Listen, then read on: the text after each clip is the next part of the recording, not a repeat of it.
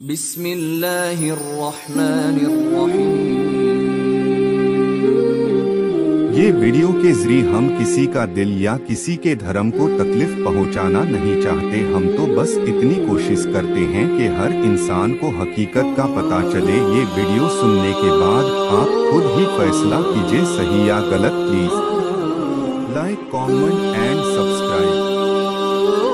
اور انہوں نے پھر جا کر آگ لے کے گئے تھے، اس کا بھی وہ یہ روایتیں کمزور ہیں، ہم نہیں مانتے ان روایتوں کو۔ مصنف ابن ابی شیبہ والی غلط روایتیں ہیں۔ اگر یہ روایتوں کو آپ صحیح مانیں گے تو سیدنا اس عمر کے بارے میں اگر یہ روایتیں سنی خود ہی پیش کریں گے تو پھر وہ کیا منہ دکھائیں گے کہ ایک چھوٹی سی بات کے اوپر جو ہے وہ اس لیول کا ایک ریونج نظر آنا وہ غلط ہے۔ ہم ان روایتوں کو صحیح نہیں سمجھتے۔ مولانا اسحاق صاحب کا بھی یہ موقف تھا کہ یہ روایت جعلی ہے، یہ روایت درست نہیں ہے۔ شیخ زبیر صاحب نے مجھے خود بتایا تھا کہ میں پہلے اس روایت کو صحیح سمجھتا تھا، لیکن مولانا اسحاق صاحب نے جب میری طرف پیغام بھجوایا تو میں نے اس پہ غور کیا تو میں بھی اس روایت کو صحیح نہیں سمجھتا۔ اگرچہ اہل حدیث اور غلام عثمان ظہیر اس روایتوں کو صحیح سمجھتے ہیں اور الٹا وہ تعویل کرتے ہیں کہ اس میں تو حضرت فاطمہ کی بڑی شان بیان ہو رہی ہے کہ بھئی خلافت کے لیے مشورے حضرت فاطمہ کے گھر ہوتے تھے، تو جا کے حضرت عمر نے دھمکی لگائی۔ وہ شان کو لے کے بیٹھے ہوئے ہیں، ان کو یہ نہیں پتا کہ حضرت فاطمہ کو کس کیپیسٹی میں حضرت عمر دھمکی لگا سکتے تھے۔ ان کے باپ تھے، وہ چچا تھے، تایا تھے، کیا تھے، کسی کیپیسٹی میں بھی نہیں تھی بنتی۔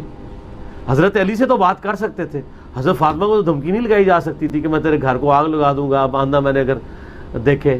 اور کہتے نہیں دیکھے، اس میں انہوں نے یہ بھی کہا کہ آپ اللہ کے نبی علیہ السلام کی وجہ سے ہمیں اس دنیا میں سب سے بڑھ کے محبوب ہے، لیکن یہ جو کچھ آپ کے گھر ہو رہا ہے چلے یہ بات تو ٹھیک ہے، لیکن آگے اس طرح دھمکی تو نہیں لگائی جا سکتی۔ آج ہم صحابہ کے ناموں کے ساتھ رضی اللہ عنہ کہیں تو یہ کہتے ہیں گستاخ ہو گیا۔ حسن انداز میں آپ تک اس مقدمے کو پیش کیا جائے۔ کل کی ہماری تمہیدی مجلس، کل کی مجلس میں ہم نے آپ کے سامنے فدق کیا تھا، یہ رسول کے پاس کیسے آیا، اور فدق جناب سیدہ کے پاس کیسے پہنچا، اس تمام پہ ہم نے اہل سنت کی کتابوں سے حوالہ جات کے ساتھ آپ سے گفتگو کی۔ آج کی اس گفتگو میں ہم موضوع کو آگے بڑھاتے ہوئے اس جانب چلیں گے کہ جب یہ فدق رسالت مآب صلی اللہ علیہ وآلہ وسلم نے اپنی پاک طیبہ طاہرہ اور معظمہ بیٹی کو لکھ کر دے دیا تھا تو بعد از رسول کیا ہوا اس جاگیر کے متعلق، اور کیا ہوا جناب سیدہ اور اس دور میں حاکم وقت کے مابین۔ کیونکہ بعض احباب آج کے اس روشن ترین دور میں بھی یہ کہہ کے نسلوں کو منتشر کرنے کی کوشش کر رہے ہیں کہ شاید یہ واقعہ صرف شیعہ کتب میں ہے، شاید صرف شیعہ لٹریچر ہے، یا صرف شیعہ ہی اس بات کے قائل ہیں کہ ایسا کوئی واقعہ ہوا، جبکہ ہماری کتابوں میں ایسا کچھ بھی نہیں لکھا۔ تو برادران اہل سنت، اگر آپ متوجہ ہیں اور اگر آپ کا مطمع نظر شخصیات نہیں بلکہ پاک نبی ہے، تو آئیے ہم آج کی گفتگو میں آغاز کرتے ہیں کہ جب رسالت مآب نے یہ جاگیر لکھ کے دے دی تھی پھر اس کے بعد کیا ہوا۔ بعد از رسول رسالت مآب صلی اللہ علیہ وآلہ وسلم کی رحلت شہادت کے بعد جب رسالت مآب صلی اللہ علیہ وآلہ وسلم کا جنازہ ان کے پاک گھر میں موجود تھا تو سقیفہ بنی سعادہ میں مہاجرین اور انصار آپس میں اکٹھے ہوئے اور ایک شور برپا ہوا، کیونکہ ہمارا موضوع خلافت اور سقیفہ بنی سعادہ نہیں، لیکن میں گزرتے ہوئے اس وقت کے حالات کے لیے آپ کو یہ جملہ سنانا ضروری سمجھتا ہوں کہ سقیفہ بنی سعادہ میں مہاجرین اور انصار آپس میں دست و گریبان ہوئے، خلافت کے امیدوار زیادہ تھے اور آخر خلافت کا معاملہ طے پا گیا۔ جب خلافت کا مسئلہ طے پا گیا تو رسالت مآب صلی اللہ علیہ وآلہ وسلم کا وہ پاک منبر جس کا وعدہ خدا نے یہ کیا تھا کہ ہم ہر دور میں نبی کے بعد جو بھی اگلی حجت ہوگی اس کا اعلان ہم خود کریں گے، اور خم غدیر پہ رسول واضح طور پہ مولا امیر المومنین کی ولایت اور امامت کا اعلان کر چکے تھے، لیکن اس کے برعکس اجماع امت کا سہارا لے کے ایک صحابی کو تخت پہ بٹھا دیا گیا اور انہیں خلیفۃ المسلمین منتخب کر لیا گیا۔ جب وہ خلیفہ منتخب ہو گئے تو انہوں نے چند روز بعد رسالت مآب صلی اللہ علیہ وآلہ وسلم کی وہ جاگیر جو رسالت مآب نے حکم خدا کے ساتھ اپنی بیٹی کو لکھ کے دی تھی، اس جاگیر پہ ایک تصرف کیا اور اسے حاکمانہ طور پہ حکومت کے قبضے میں لے لیا۔ جب یہ جاگیر حکومتی تحویل میں آ گئی تو یہ خبر جناب سیدہ سلام اللہ علیہا تک پہنچی کہ آپ کی ملکیت کو، آپ کی میراث کو گورنمنٹ نے اور حکومت وقت نے اپنی تحویل میں لے لیا ہے اور وہاں اپنے عاملین کو بٹھا دیا ہے۔ جناب سیدہ سلام اللہ علیہا اب گھر سے نکلی ہیں اور دربار کی جانب جا رہی ہیں۔ جب جناب سیدہ سلام اللہ علیہا اپنے گھر سے چلی تو کتابیں کہتی ہیں کہ اس دن بی بی کے چلنے کا انداز رسول والا تھا، انداز رسول والا تھا، رفتار رسول والی تھی، اور شہزادی صلوات اللہ علیہا کا ایک گھر کا دروازہ مسجد کے اندر کھلتا تھا، جو کہ رسول نے اپنی زندگی میں حکم خدا کے ساتھ باقی تمام دروازے بند کروا دیے تھے، لیکن مولا امیر المومنین اور جناب سیدہ کا دروازہ کھلا تھا۔ لیکن شہزادی رسالت مآب کی زندگی میں جب مسجد میں آتی تھی تو اس دروازے سے، لیکن آج بی بی اس دروازے سے نہیں، آج بی بی بازار سے مرکزی دروازے میں بنی ہاشم کی مستورات کے جھرمٹ میں چادر تطہیر کو اپنے سر پہ اوڑے ہوئے، رسول کی رفتار کے ساتھ چلتے ہوئے، رسول کے انداز کے ساتھ چلتے ہوئے دربار خلافت میں داخل ہوتی۔ دربار خلافت میں آ کے بی بی نے اپنی اس پراپرٹی، اس جاگیر کے متعلق سوال کیا۔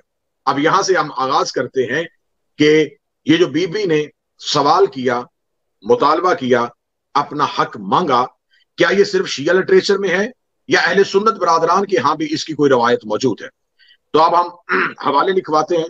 میرے برادران اہل سنت کی معتبر کتاب بخاری شریف، اس کا باب ہے غزوہ خیبر۔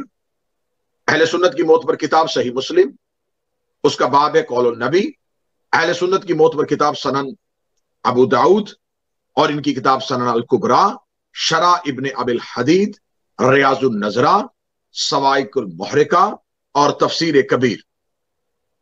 برادران اہل سنت کی کتاب کنز الامال، ان کی کتاب الملل والنحل، البدایہ والنہایہ، تاریخ تبری، مسند احمد حنبل، تاریخ خمیس، فتوح البلدان، طبقات الکبریٰ ابن سعد کی، نسیم الریاض، یہ 19 کتابوں کے حوالے۔ یہ اس کے علاوہ چھوٹی تو کئی کتابوں میں ہے، لیکن یہ میں نے وہ حوالہ جات آپ کے سامنے کوٹ کیے جو کتابیں ان کے ہاں مستند اور معتبر سمجھی جاتی ہیں۔ ان تمام کتب میں، ان تمام کتابوں میں جو روایت لکھی ہے وہ روایت یہ ہے کہ جناب سیدہ سلام اللہ علیہا بعد از رسول جب آئی ہیں تو کن الفاظ کے ساتھ لکھا کہ جب وفات نبی کے بعد خلیفہ نے فدق کو قبضے میں لے لیا تو جناب سیدہ ابو بکر کے پاس آئیں اور فرمایا کہ میری زمین فدق مجھے دو، کیونکہ یہ میرے والد رسول مجھے دے کے گئے تھے۔ اب جو ہی سیدہ جو ہیں وہ دربار خلافت میں پہنچتی ہیں، اور اس میں ایک حوالہ میں بخاری شریف کا باب غزوہ خیبر کا، صحیح بخاری کا پیج نمبر 139 ہے، باب غزوہ خیبر ہے، اور اس میں جو حدیث نقل ہوئی ہے وہ حدیث میں اس لیے یہاں کوٹ کرنا ضروری سمجھوں گا کہ باقی حدیث کی اسناد پہ بحث کی جا سکتی ہے کہ اس حدیث کی سند جو ہے وہ کسی صحابی کے ساتھ ہے تو اس کو علم الرجال میں پرکھا جا سکتا ہے کہ یہ صحابی کی جو کہی ہوئی حدیث ہے یہ حدیث مستند ہے، ضعیف ہے، کیسی ہے۔ لیکن یہ جو میں حدیث آپ کے سامنے کوٹ کرنے لگا ہوں یہ بی بی عائشہ ہے، انہوں نے یہ حدیث کو نقل کیا۔ وہ کہتی ہیں کہ جناب فاطمہ زہرا نے فدق اور بقیہ خمس خیبر کے متعلق ابو بکر سے سوال کیا تو انہوں نے کہا کہ نبی نے فرمایا جو چیز ہم صدقہ کی نیت سے چھوڑ کے جائیں اس کے متعلق ہمارا کوئی وارث نہیں ہوگا۔ فدق اور دوسری چیزیں دینے سے انکار کر دیا۔ جناب سیدہ ابو بکر پر ناراض ہو گئیں اور اس سے کلام کرنا چھوڑ دیا حتیٰ کہ وفات پائی، اور نبی کے بعد 6 ماہ زندہ رہیں۔ اب بخاری میں یہ حوالے کے ساتھ کوٹ کر دیا گیا اور ایک رسول کی زوجہ کی حدیث کو نقل کیا گیا کہ وہ کہتی ہیں کہ ایسا واقعہ ہوا تھا۔ اب اگر یہ کہا جائے کہ یہ واقعہ صرف اہل سنت کتابوں میں نہیں ہے، صرف اہل تشیع کے ہاں معتبر سمجھا جاتا ہے، تو اس کی تردید ہم نے کر دی اور 19 کتابوں کے حوالے آپ کے سامنے دے دیے۔ اب یہ حوالہ جات دینے کے بعد اب ہم ان حوالوں پہ بحث کرتے ہیں، ہم گفتگو کرتے ہیں۔ صاحبان، یقیناً ہر اہل اسلام، ہر مسلمان جو کہ رسالت مآب صلی اللہ علیہ وآلہ وسلم کا کلمہ پڑھتا ہے، اس کی ہر ممکن کوشش ہوتی ہے کہ میرے ہر قول اور ہر فعل کے ساتھ رسول مجھ پہ راضی رہے، اور وہ زندگی سیرت نبی کی روشنی پہ گزارنا چاہتا ہے۔ میں آپ سے انتہائی مؤدبانہ لہجے میں یہ سوال کرنا چاہوں گا کہ جب جناب سیدہ نے یہ مطالبہ کیا تو جناب سیدہ کی حیثیت کیا ہے؟ رسول کی بیٹی، اور صرف رسول کی بیٹی نہیں، آپ کے ہاں جو معتبر ترین ایک بی بی کی فضیلت سمجھی جاتی ہے، وہ فضیلت یہ ہے کہ یہ آیہ تطہیر کے تحت اہل بیت میں شامل ہے۔ یہ آیہ تطہیر کی مصداق ہے۔ اب آئیے آیہ تطہیر کو پڑھ لیتے ہیں۔ بسم اللہ الرحمن الرحیم، انما یرید اللہ لیذھب عنکم الرجس اہل البیت ویطہرکم تطہیرا۔ بے شک اللہ کا ارادہ ہے، تحقیق اللہ کا ارادہ ہے کہ آپ سے ہر قسم کے رجس کو دور رکھے اور ایسے پاک رکھے جیسے پاک رکھنے کا حق ہے۔ اب رجس میں ہر وہ گناہ، ہر وہ برائی، اسے رجس کہا گیا ہے۔ اب جب جناب سیدہ اپنا جاگیر کا مطالبہ کرنے کے لیے دربار میں گئیں تو صرف جناب سیدہ نہیں، آیہ تطہیر بھی ساتھ ہے۔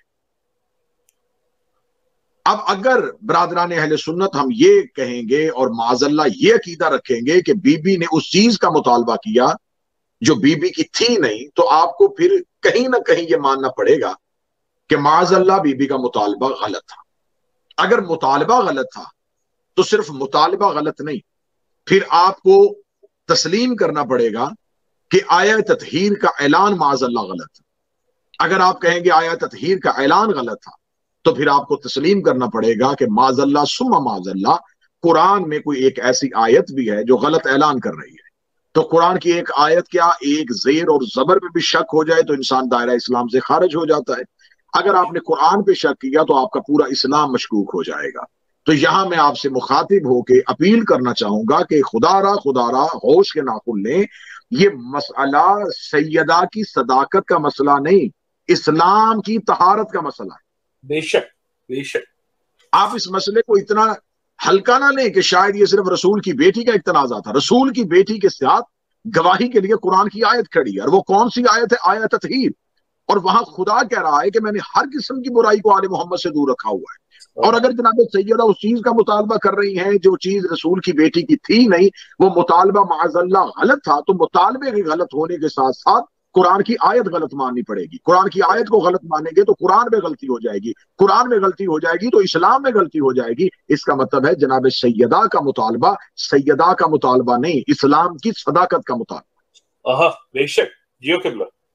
اب جناب سیدہ جو ہیں وہ یہ کہہ رہی ہیں، اپنی زبان اطہر سے کہہ رہی ہیں، بضعۃ منی کی حدیث کی مصداق کہہ رہی ہے، انا اعطینک الکوثر کی مصداق کہہ رہی ہے، جسے قرآن میں لیلۃ القدر کہا گیا وہ بی کہہ رہی ہے کہ یہ جاگیر میری ہے، صدیقۃ الکبریٰ کہہ رہی ہے۔ اب یہاں پر ہم نے دیکھنا ہے کہ یہ کہہ کون رہا ہے؟ اہل بیت۔ کس سے کہہ رہا ہے؟ امتی سے اور ایک صحابی سے۔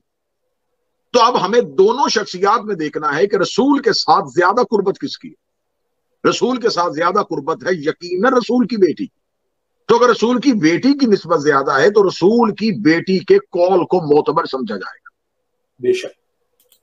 ایک عام انسان کسی دین سمجھنے والے مولانا سے گفتگو کرے تو فوراً تیسرا بیٹھا ہوا بندہ کہے گا کہ جناب آپ کی گفتگو میں اور ان کی گفتگو میں فرق ہے، کبھی بھی عالم اور جاہل کی گفتگو ایک جیسی نہیں ہوتی۔ تو جیسے گفتگو کرتے ہوئے اسلوب میں یہ طے کر لیا جاتا ہے کہ گفتگو کرنے والا، کلام کرنے والا، یہ دونوں برابر ہیں یا نہیں، تو آپ یہاں دیکھ لیں کہ مطالبہ کرنے والا اور مطالبہ سننے والوں میں دونوں شخصیات میں کتنا فرق ہے۔ وہ نبی کی بیٹی ہیں اور وہ نبی کے صحابی۔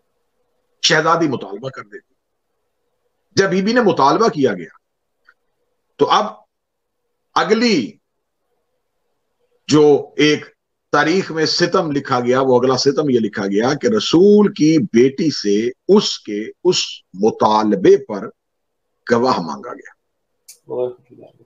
اب گواہ مانا گیا کہ آپ ہمیں، اگر آپ کے پاس یہ ہے کہ یہ آپ کی جاگیر ہے، تو شہزادی نے دعویٰ کرتے ہی وہ تحریر جو رسالت مآب لکھ کے دے کے گئے تھے، وہ تحریر سامنے کی۔ اب گواہ مانگا جا رہا ہے اس تحریر پہ۔ اب آئیے قرآن کی طرف رجوع کر کے پہلے پوچھے کہ کیا معصوم یا معصومہ سے گواہ مانگنے کا اختیار ہے؟ کیا کسی معصوم یا معصومہ سے کوئی غیر معصوم گواہ مانگ سکتا ہے؟ بی بی سے گواہ مانگا جاتا ہے۔ اور کیونکہ شہزادی جو ہیں وہ اس مقدمے کو لڑنے کے لیے دربار میں گئی تھی، تو بی بی نے صرف رسول کی بیٹی ہونے کی وجہ سے، رسول کے ساتھ قربت ہونے کی وجہ سے صرف یہ نہیں کہا کہ بعد میں مورخ یہ لکھے گا رسول کی بیٹی تھی اور وہ صرف رسول کے ساتھ رشتہ داری کی بنیاد پر ایک دعویٰ کر رہی تھی۔ شہزادی نے فوراً گواہ پیش کیا۔ وہ گواہ کسے پیش کیا؟ شہزادی نے گواہی میں حضرت امیر المومنین علی ابن ابی طالب کو پیش کیا۔ اب مورخ نے یہ لکھا کہ یہ سیدہ نے اپنے شوہر کو پیش کیا، لیکن میں جملہ تبدیل کروں گا۔ سیدہ نے اپنے شوہر کو نہیں، سیدہ نے نفس رسول کو پیش کیا۔ مولا امیر المومنین بنص حدیث نفس رسول، سیدہ نے نفس رسول کو پیش کیا، صرف نفس رسول کو نہیں، باب العلم کو پیش کیا، صرف باب العلم کو نہیں، باب الحکمہ کو پیش کیا، صرف باب الحکمہ نہیں، جس کے لیے رسول کہہ گئے تھے الحق مع علی و علی مع الحق، اس حق کو پیش کیا، صرف حق کو نہیں، جس کے لیے رسالت مآب کہہ گئے تھے القرآن مع علی و علی مع القرآن۔ بی بی نے اس بولتے ہوئے قرآن کو پیش کیا۔ مولا امیر المومنین دربار خلافت میں جناب سیدہ کے حق میں گواہی دیتے ہیں۔ جب مولا امیر المومنین جناب سیدہ کے حق میں گواہی دے دیتے ہیں تو اس گواہ کو تسلیم کیوں نہیں کیا گیا؟ اب اگر کوئی اہل سنت کہے کہ یہ آپ نے حوالہ جات یہ تو دیا تھا کہ دربار میں گئی لیکن گواہ مانگے، یہ کہاں ہے؟ تو میں اس لیے کوئی بھی چیز کا ایک بھی گوشہ جو ہے وہ خالی نہیں چھوڑنا چاہتا۔ گواہ مانگنے کا حوالے جات جو ہیں وہ اہل سنت کی معتبر کتاب فتح البلدان، اس کا پیج نمبر ہے 44 جہاں ذکر فدق ہے۔ پھر اہل سنت کی کتاب شرح ابن ابی الحدید، اس کا والیوم 4 ہے اور پیج نمبر 113۔ پھر اہل سنت کی کتاب تفسیر کبیر، اس کا والیوم 8 ہے اور صفحہ اس کا پیج جو ہے وہ اس کا 125 ہے۔ پھر اہل سنت کی کتاب سیرت حلبیہ، جلد اس کی 3 ہے، صفحہ اس کا 498 498، والیوم اس کا 3۔ اہل سنت کی کتاب سوائق المحرقہ اور اس کا پیج ہے 22۔ اہل سنت کی کتاب معجم البلدان، اس کا والیوم 4 ہے اور صفحہ 239 239، اور اہل سنت کی کتاب وفاء الوفا، اس کا والیوم 3 اور پیج 999۔ ان 8 کتابوں میں یہ لکھا ہے کہ فاطمہ زہرا نے ابو بکر سے کہا کہ فدق میرے باپ رسول مجھے دے گئے ہیں، لہٰذا تو اسے واپس دے دے۔ تو ابو بکر نے گواہ طلب کیے، بی بی نے نبی کے رباح نامی غلام کو اور ام ایمن کو بطور گواہ پیش کیا اور ان دونوں نے بی بی کے حق میں گواہی دی۔ تو خلیفہ نے کہا کہ آپ ایک مرد اور 2 عورتیں پیش کریں۔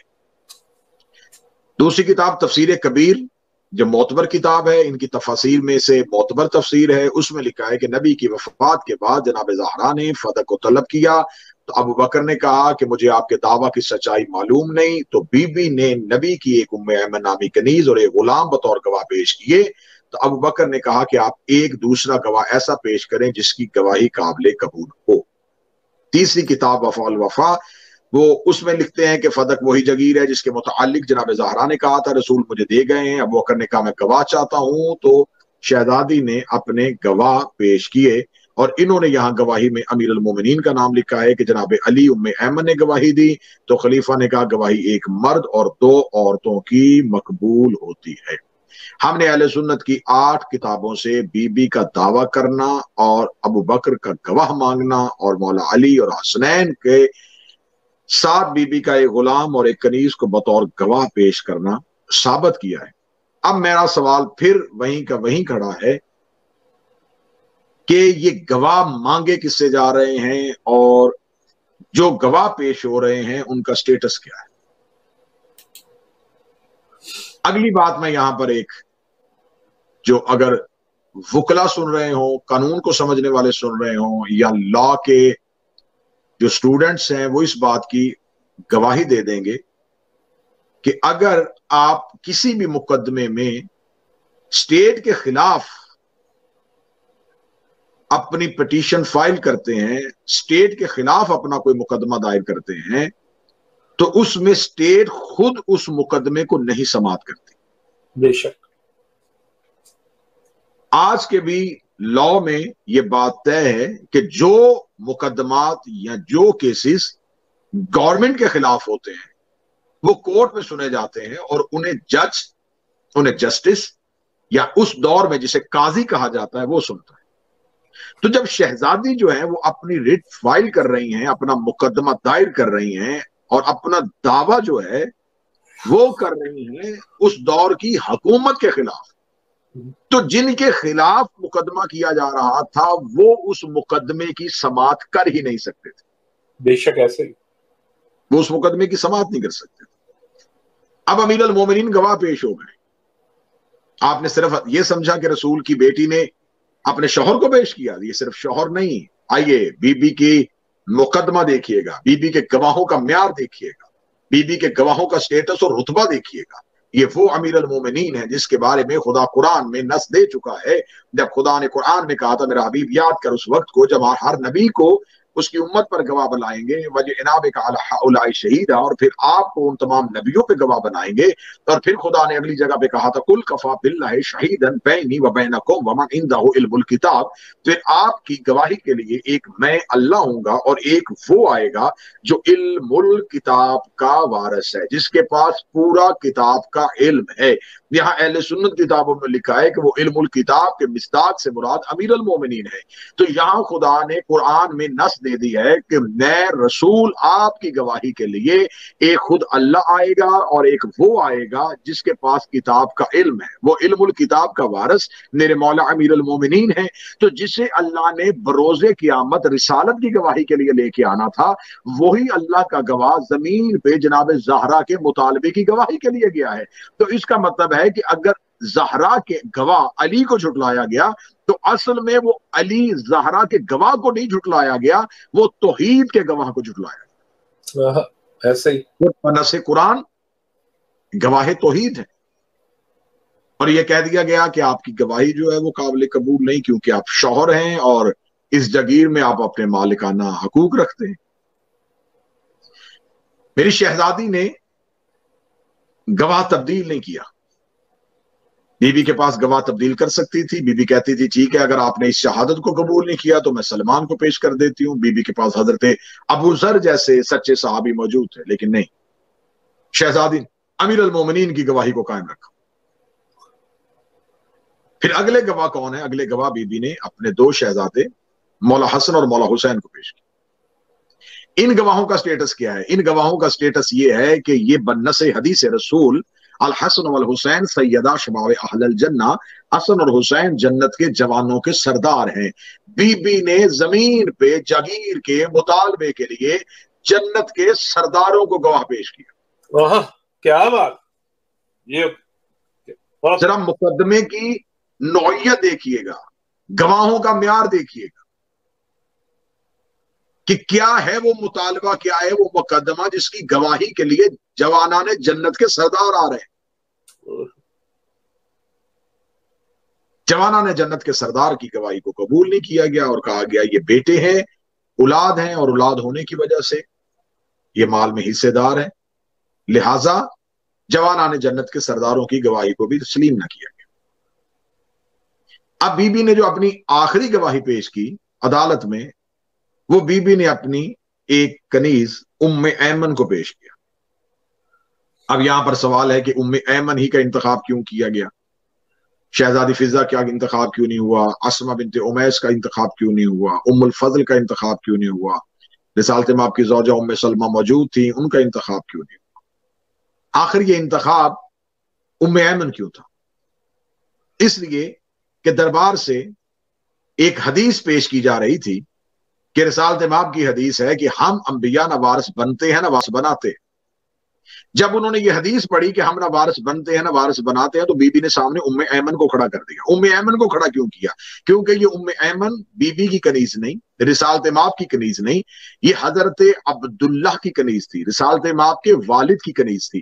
اور رسالت مآب کے باپ جناب حضرت عبداللہ جو تھے، سرکار حضرت عبداللہ علیہ السلام اپنی میراث میں اس کنیز کو رسالت مآب کو دے کے گئے تھے، اور رسالت مآب اپنی میراث میں اس کنیز کو جناب سیدہ کو دے کے گئے تھے.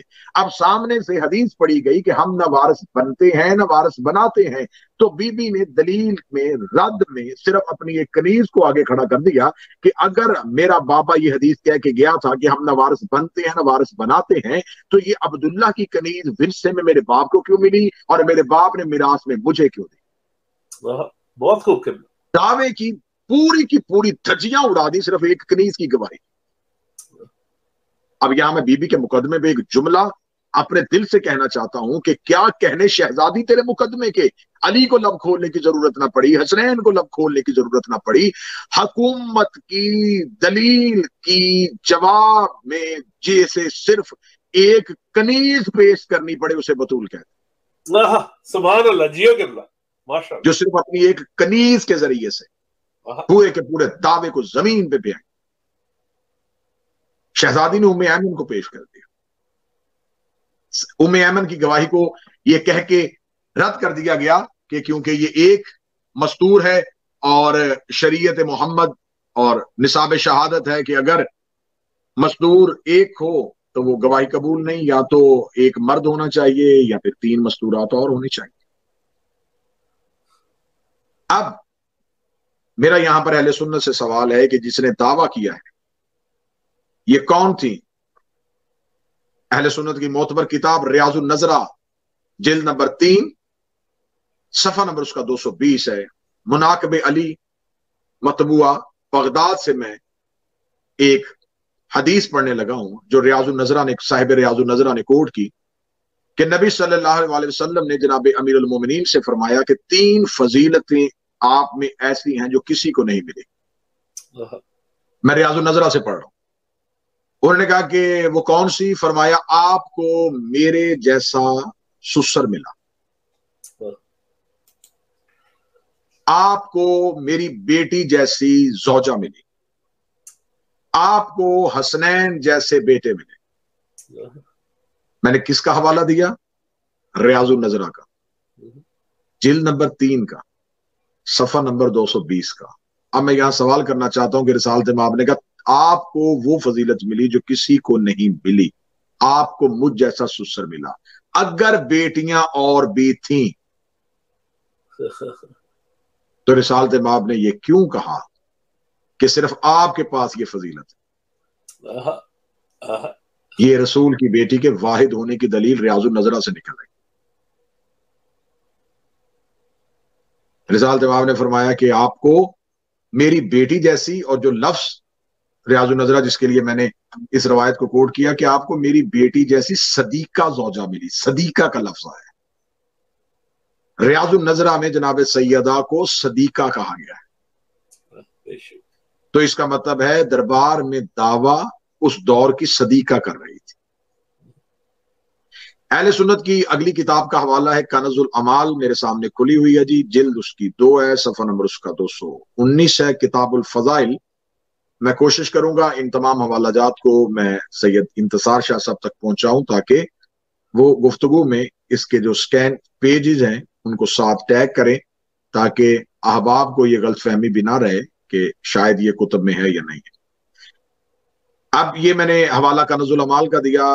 یہاں پر ایک हदीस कोड हुई है कि रिसालत माब सल्लल्लाहु अलैहि वसल्लम फरमाते हैं, पहला शख्स जो जन्नत में दाखिल होगा वो मेरी बेटी फातिमा बिनते मोहम्मद है, क्योंकि वो इस उम्मत में मिस्ल मरियम है। कनजुल अमाल की इस हदीस में जनाब सैयदा को रिसालत माब ने बीबी मरियम से तशबीह दी, और जनाब मरियम का कुरान में स्टेटस ये है कि जनाब मरियम को कुरान में सदीका कहा गया है। और जनाब मरियम पे जब कौम ने इल्जाम लगाया था तो जनाब मरियम ने अपने एक बेटे ईसा को पेश किया था, और ईसा की गवाही को कौम ने मान लिया था। सदीका की गवाही में एक ईसा की गवाही को तस्लीम किया गया था। अब अहले सुन्नत की अगली किताब अल मुस्तदरिक, जिल्द नंबर इसकी 3 है, सफा नंबर इसका 161 है, 161। मौलफ इसके इमाम अब्दुल्ला हाकम नेशापुरी हैं, और ये मतबूआ हैदराबाद दक्कन है। अहले सुन्नत की अगली किताब अकमाल फी अस्मा और रिजाल, इसके पेज नंबर 29 में जहां बाब है बीबी फातिमा का, उसमें जनाब आयशा से एक रवायत ली गई है कि वो फरमाती हैं कि मैंने सिवाय नबी के और फातिमा से ज्यादा सच्चा किसी को नहीं देखा। अब आप एक तरफ तो कह रहे हैं कि रसूल की एक ज़ौजा कह रही है कि मैंने रसूल के बाद जनाब ज़हरा से ज्यादा सच्चा कोई नहीं देखा, तो बेटी कह रही है कि सच्ची थी और बाप गवाह मांग रहा है। तो अब मेरा उम्मत मुसलमान से सवाल है कि आखिर मैंने कल भी कहा था कि एक दिन तो मौत के आगे जाना है, सामना करना है। जब जनाब सैयदा सलवातुल्लाह अलैहा अपने इन गवाहों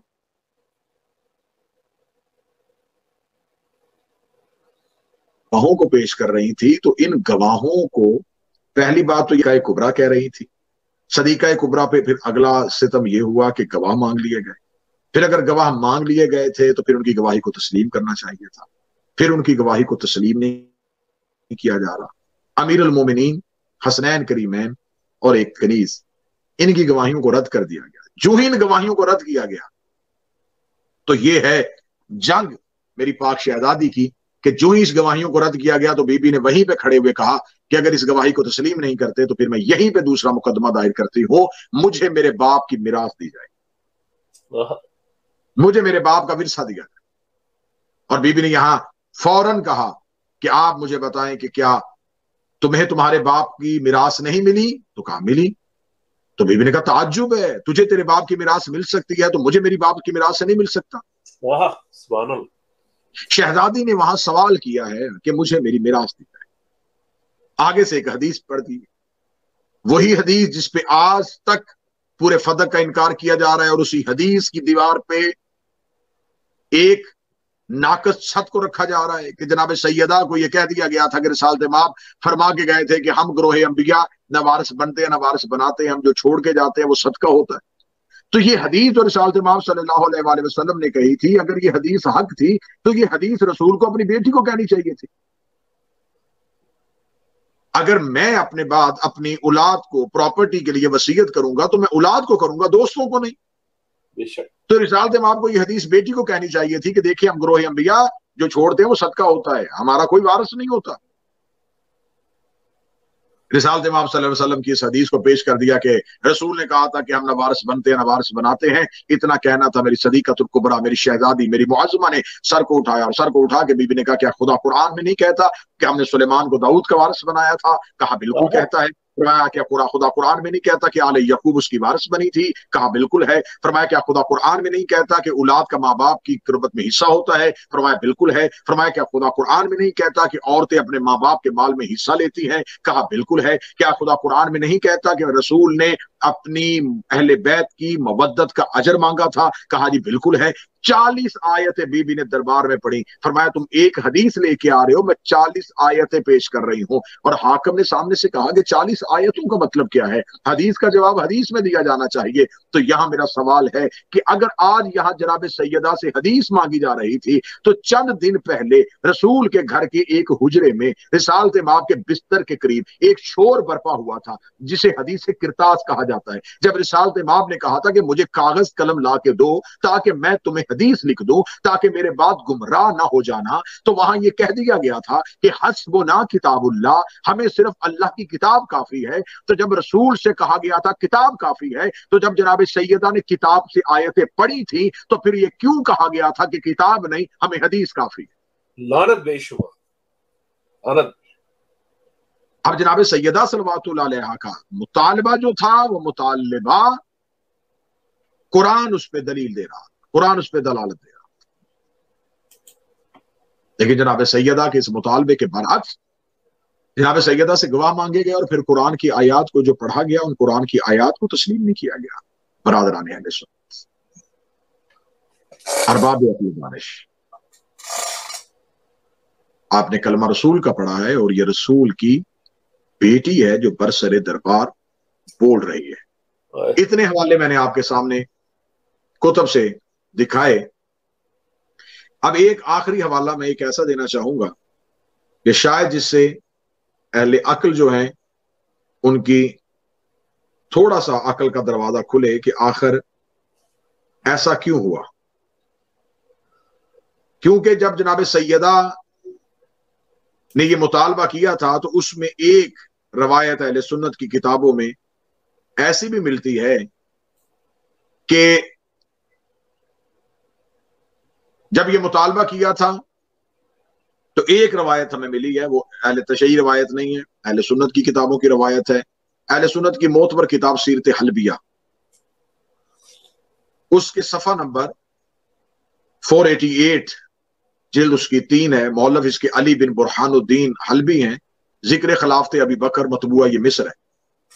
اس میں لکھا ہوا ہے، ابن جوزی کے کلام میں ہے کہ جناب فاطمہ کے دعوی ملکیت اور دلائل دینے کے بعد جناب ابو بکر نے بے بس ہو کر فدق جناب زہرا کو دے دیا اور تحریر لکھ دی.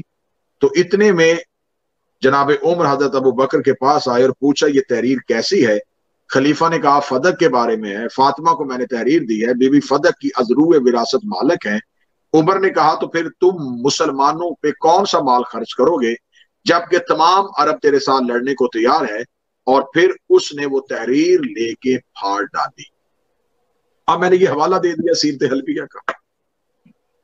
وہاں ایک روایت ایسی بھی ہے، وہ کہتے ہیں کہ ابن جوزی کہتا ہے کہ خلیفہ نے لکھ کے دے دیا تھا، لیکن عمر آئے تو انہوں نے کہا کہ اگر ہم نے یہ جگیر دے دی تو پھر ہم مسلمانوں کے عرب جو ہیں وہ ہم سے جنگ کرنے پر آمادہ ہوئے ہیں، تو پھر ہم فوج میں افواج میں اور لشکروں میں کون سا مال خرچ کریں گے. تو اب ہمیں بتائیں کہ ان دونوں میں سے اقدام کس کا ٹھیک ہے؟ آپ کو ایک کو ماننا پڑے گا، ایک کی مذمت کرنی پڑے گی. پھر اس سے اگلی بات یہ ہے کہ میں نے کہا کہ گواہی امیر المومنین نے دی ہے، امیر المومنین کی گواہی کو تسلیم نہیں کیا گیا، تو اس کا مطلب یہ نہیں ہے کہ صرف گواہی کو رد کیا گیا. اس کا مطلب ہے کہ امیر المومنین کی صداقت کو نہیں مانا گیا. تو جب امیر المومنین کی صداقت کو نہیں مانا گیا تھا تو پھر چوتھے نمبر پہ مولا علی کو خلافت کیوں دی گئی؟ پھر آپ کی تو خلافت راشدہ میں ایک ایسا خلیفہ بھی ہے جس نے ایک ایسی جگیر کی گواہی دی ہے جو حق پہ نہیں تھی. تو صاحبان عقل و دانش، یہ ایک ایسی بند گلی ہے جہاں سے آپ کو رستہ نہیں ملے گا. آپ مذمت نہیں کرنا چاہیں نہ کریں، مذمت نہیں کرنا چاہتے کم از کم حقیقت کو تو مانیں، اس واقعے کی صحت سے تو انکار نہ کریں. آپ یہ تو نہ کہیں کہ یہ بالکل تھا نہیں. اب میں نام نہیں لینا چاہتا، یوٹیوب پہ کچھ احباب کے ایسے کلپ بھی ہیں، نہیں جی یہ ایسا واقعہ تو ہوا تھا لیکن یہ ایک مینیجیریل ایشو تھا. شریعت محمد کو تم نے مینیجیریل ایشو کہہ دیا کہ رسالت مآب صلی اللہ علیہ وآلہ وسلم کی بیٹی اہل بیت کے ساتھ آئی ہے. اور اگلا جملہ میں شاہ صاحب یہ آپ کی توجہ کے لیے کہوں گا کہ بی بی جو مجمع سات دربار میں لے کے آئی تھی، 1 سال پہلے یہ پورے کا پورا مجمع جو گواہوں کا بی بی لے کے آئی ہے، یہی گواہ رسول کے ساتھ اللہ نے مباہلے میں بھیجے تھے. جو گواہ، جملہ اب دینے لگا ہوں، جو گواہ اللہ نے مباہلے میں اپنی طرف سے بھیجے تھے وہی گواہ جناب سیدہ لے کے آئی. یعنی کہ بی بی دربار میں اپنے گواہ نہیں لے کے آئی، اللہ کے گواہ لے کے آئی. کیا بات ہے، جیو جیو قبلہ، نعرہ या अली अली नजरान के ईसाइयों ने अल्लाह के गवाहों को मान लिया, नजरान के ईसाइयों ने अल्लाह के गवाहों को तस्लीम कर लिया, नजरान के गवाहियों ने रसूल के गवाहों को ईसाइयों ने तस्लीम कर लिया, लेकिन मुसलमानों ने तस्लीम क्यों नहीं किया? फिर अगला सितम यह है कि दरबार से रोती हुई वापस आ गई। दरबार में गई तो सर के बाल काले थे, वापस पलटी तो सर के बाल सफेद हो गए। शहजादी सलवातुल्लाह अलैहा अपने जब घर आती हैं तो घर आके बीबी का मंजर क्या है? रोते हुए बीबी कब्र रसूल पे जाती हैं और जाके कहती हैं, बाबा आपके बाद उम्मत ने यह सलूक किया। सादात और गैर सादात रसूल की बेटी के दरवाजे पे एक भीड़ लेके जाई जाती है। रिसालत माब मक्का में थे, तबलीगे दीन की खातिर रसूल घर से निकले हुए थे। रिसालत माब नमाज पढ़ रहे थे, हालत नमाज में मक्का के मुशरिकीन ने रिसालत माब पे गंदगी फेंकी। बेटी को खबर मिली कि मेरे बाप को काफिरों ने घेर लिया है। बीबी घर से निकली। मक्का के काफिरों और मुशरिकों ने ज़हरा को आते हुए देखा, रसूल का घेरा तोड़ के चले गए। मक्के के मुशरिकीन ने रसूल की बेटी का हया कर लिया। मदीना भरा हुआ था मुसलमानों के साथ। हम कल की मजलिस में जनाब सैयदा की कुछ फजीलत, कुछ जनाब सैयदा के असरार और फिर दरवाजे पे लगने वाली आग के मुतालिक पढ़ेंगे, लेकिन आज मैं मुसाहिब की सूरत में पढ़ देता हूं। एक जगह पे है 40 लोग, एक जगह पे है 300 लोग, कम से कम 300, फिर एक 40 की रवायत भी है, फिर हजारों की रवायत भी है। इतने लोग लकड़ियां लेके अल्लाह के दरवाजे पे आ गए। मैंने बाबुल्ला इसे इसलिए कहा है कि वो दरवाजा है जहां रसूल एहतराम पे रुकते थे। ये वो दरवाजा है जिसकी दहलीज की खुदा ने कुरान में कसमें खाई थी। दरवाजे पे लकड़ियां रख दी जाती हैं। दरवाजे पे लकड़ियों का रखना था, एक शोर बर्पा होता है, अली को बाहर भेजो, हम अली से बैत लेना चाहते हैं। जनाब फिजा दरवाजे पे जाती है। दरवाजे पे जाके कहती है, ना जारिया तू ज़हरा, मैं बीबी फातिमा की कनीज हूं, अली कुरान जमा करने में मसरूफ है। जब जनाब फिजा इतना कहती हैं तो शोर बर्पा होता है कि अली को भेज, वरना हम घर के अंदर आ जाएंगे। घर के अंदर आने का नाम आना था। अब सैयदा उठी है मुसल्ले से, शहजादी चलती हुई दरवाजे पे गई है। दरवाजे पे जाके बीबी हाथ रखती है। हाथ रखने के बाद बीबी कहती है, पहले मेरी कनीज फिजा बोल रही थी, अना फातिमा बिनते मोहम्मद, अब मैं मोहम्मद की बेटी फातिमा बोल रही हूँ।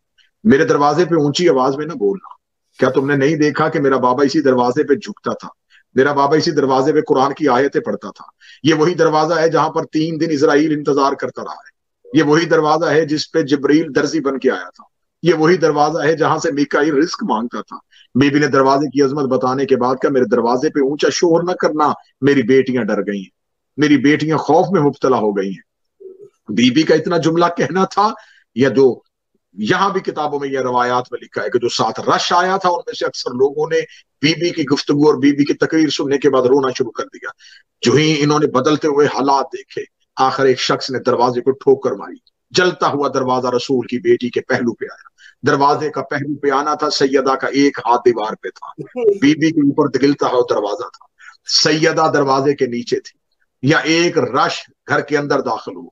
घर के अंदर आके इन्होंने मौला अमीरुल मोमिनीन का गिरबान था, वो अली जिसे जिंदगी में रसूल ने वादा ले लिया था, अली मेरे बाद तलवार ना उठाना, अली मैं दीन को बड़ी मुसीबतों से बचाता हुआ मक्के की गलियों से यहां तक लेके आया हूं। वो अली जिसने वादा किया था, उस अली की नजरें झुकी हुई थी।